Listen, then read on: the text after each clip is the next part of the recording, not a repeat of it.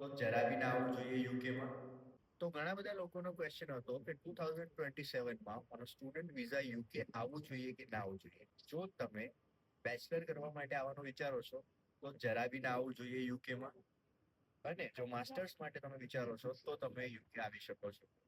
તો સ્પેશિયલી તમારે એના માટે રિસર્ચ કરવું જોઈએ કે ક્યાંથી એપ્લિકેશન થાય છે, તમારું બેચલર કયા ફિલ્ડમાં કરેલું છે, તમારા બેચલરનું અહીંયા કેટલું વેલ્યુ છે, પ્લસ તમારો કરિયર ગ્રોથ અહીંયા કેટલો થશે.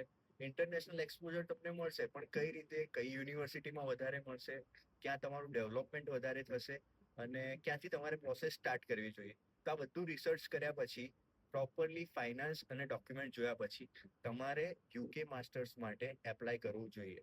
અને આની ફૂલ ગાઈડ કે કેવી રીતે કરવું, શું કરવું એ આપણે શોર્ટ ટાઈમમાં અપલોડ કરીશું. ત્યાં સુધી લાઈક, શેર અને ફોલો કરી દો. જલ્દી જ નવો વિડીયો આવશે જેની અંદર આપણે બધી જ ઇન્ફોર્મેશન આપીશું.